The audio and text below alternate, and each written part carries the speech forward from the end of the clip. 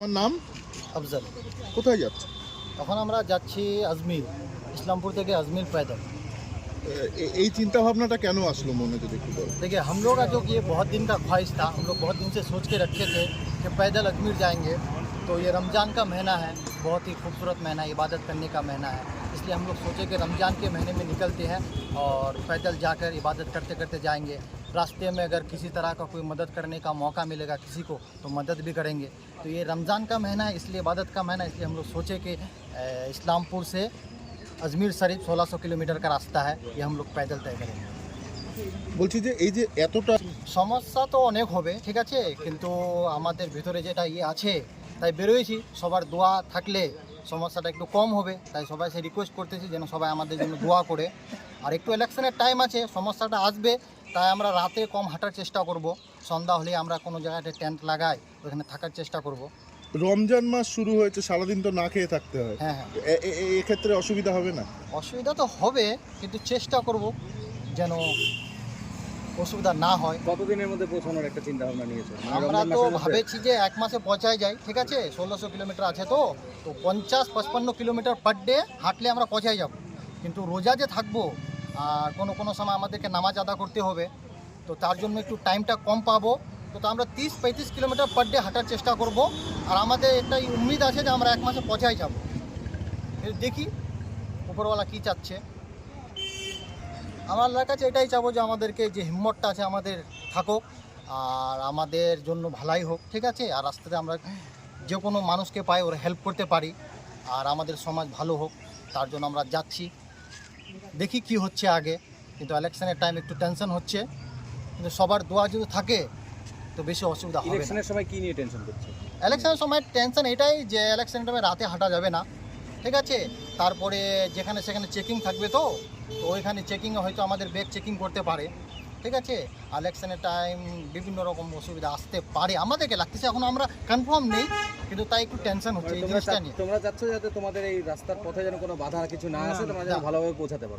তার জন্য আমরা সবার কাছে অনুরোধ করবো যে আমাদের জন্য দোয়া করে, যেন আমাদের রাস্তাটা অনেক আসান হয়ে যায়। কি নাম বললাম? আমার নাম আফজাল মিয়া। আফজাল মিয়া। আমার নাম সরফরাজ আলম। আমি আগে সবাইকে আসসালামু আলাইকুম বলতে চাইব। বলছি যারা যাচ্ছ তারা কয়জন যাচ্ছ তোমরা? আমরা তিনজন যাচ্ছি, আফজাল, সরফরাজ আর প্রিন্স, তিন বন্ধু আমরা। তিনজনই ইসলামপুরেই বাড়ি? হ্যাঁ, ইসলামপুরে বাড়ি। তোমাদের কোথায় বাড়ি? আমাদের বাড়ি ইসলামপুর মিলনপল্লী, আর ওর বাড়ি আমবাগান, ইসলামপুর আমবাগান। আমবাগান। এই যে তোমাদের এই চিন্তা ভাবনাটা, না, আগে আমরা ভাবছিলাম, কিন্তু আমরা এটা চয়েস করলাম পবিত্র মাসে আমাদের, যেটা রমজান বলে, এটাতে আমরা উপবাস থাকি যাব। এটা একটু বেশি আমাদের স্বভাব, আর এমনি আমাদের বেশি ভালো লাগবে এটা যাওয়ার জন্য। একটা ভিতরে একটা পাওয়ারফুল এনার্জি থাকে যে আমরা হাইটে যাচ্ছি, অনেক ভালো পূর্ণ মাস আমাদের এটা। কতদিনে সম্পূর্ণ হবে তোমাদের এই যাত্রা? আমরা টার্গেট রেখেছি এক মাসে, এখন দেখা যাক কি হয়। তোমরা যেভাবে ভক্তি ভরে যাচ্ছ, এদিকে কিন্তু শরীরেরও একটা তোমাদের উন্নতি হচ্ছে। হ্যাঁ। এই নতুন সমাজকে, যারা নতুন প্রজন্ম, তাদের উদ্দেশ্যে কি বলবে? তাদেরকে এটাই বলবো যে এখন যেরকম বাড়িতে থেকে আমরা এখন যাচ্ছি, তো সবাইকে এটা বলবো না যে তোমরাও চলো হাইটে, তোমরা বাড়িতে থেকে ইবাদত করো, মসজিদে যাও। এখন আমরা ডিসাইড করেছি, আমাদের ভালো লাগছে সেটাই, তো ওদেরকে এটাই বলবো যে তোমরা কাছে মসজিদ আছে, ওইখানে যে তোমরা উপবাস থেকো, নামাজ পড়ো, ইবাদত করো আর কি। যারা তোমাদের তোমরা ওয়াসিম আলম ও প্রিন্স, এই যে যাত্রা, এই যে যাত্রা শুরু করছো তিন বন্ধু মিলে, কতটা আবেগ কাজ করছে তোমার, কতটা ভালো লাগছে? ভালো, দেখো, আল্লাহর ইবাদত করা এর থেকে ভালো কাজ আর দুনিয়াতে কিছু না। তুমি ইবাদত করলে এখানেও শান্তি পাবা, আর যখন মরার পর আমাদের দেশে যে আছে, ইসলামে আছে যে মরার পরও ওটা আমাদের ইবাদতই একমাত্র কাজ আসবে, ধান দৌলত কিছু কাজ আসবে। তাই জন্য সব থেকে বেস্ট যদি আমাদেরকে ভালো ফিলিং আসতেছে, তো ওটা আমাদের এটা ইবাদত করা আসতেছে। হঠাৎ করে তিনজনের একটাই টার্গেট কি করে হলো? আমাদের বন্ধুত্ব আজ 5-6 বছর দিয়ে আমরা অন্য ভিডিও শ্যুট করতাম। আমাদের আগে টার্গেট অন্য কিছু ছিল স্টার্টিংয়ে, যখন আমরা একসঙ্গে হয়েছিলাম। তারপর আস্তে আস্তে বলে না যে হৃদয় পরিবর্তন হয় এক না এক সময়।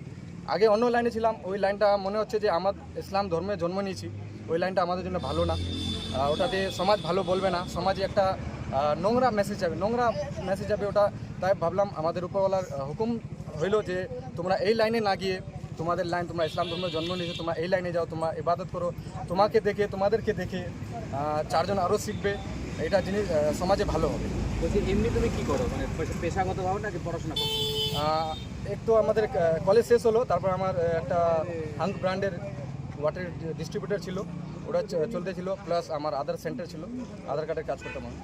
এখন কিছু করছো না? এখন এই তো 1 সপ্তাহ ধরে সব কিছু ছাড়িয়ে দিলাম এই সফরের করার জন্য, যাওয়ার জন্য। নতুন কিছু শুরু করবে ওখান থেকে আসার পরে নাকি?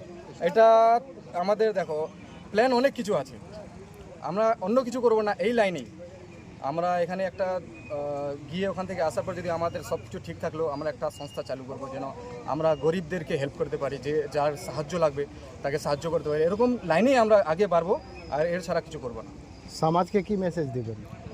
সমাজকে মেসেজ দিব যে যেমন দেখলা 2-1 দিনে অনেকগুলো ঘটনা হলো, যেমন একটা উত্তরাখণ্ড এরকম কিছু ছিল, ঝাড়খণ্ড, ওখানে একটা ঘটনা হলো, আমাদের ইসলামপুরের আশেপাশে একটা ঘটনা হলো।